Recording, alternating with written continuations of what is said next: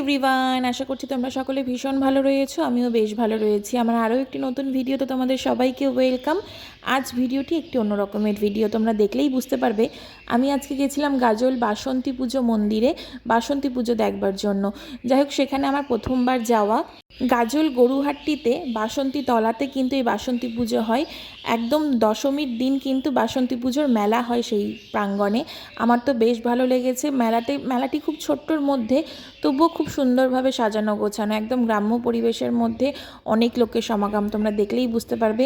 আর বাদাম বলো, পাঁপড় ভাজা বলো, আইসক্রিম, ফুচকা, এগুলো কিন্তু কোথাও দাঁড়িয়ে মেলারই এক ঐতিহ্যবাহী বহন করে চলে।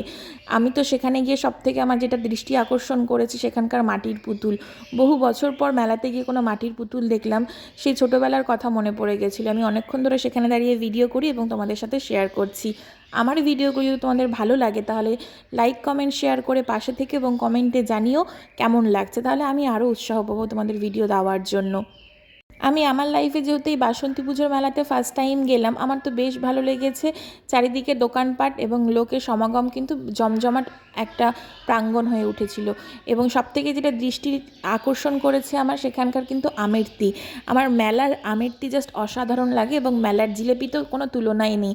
যাই হোক, ভিডিওটি কেমন লাগলো কমেন্টে জানিও। দেখা হচ্ছে নেক্সট ভিডিওতে। Thank you.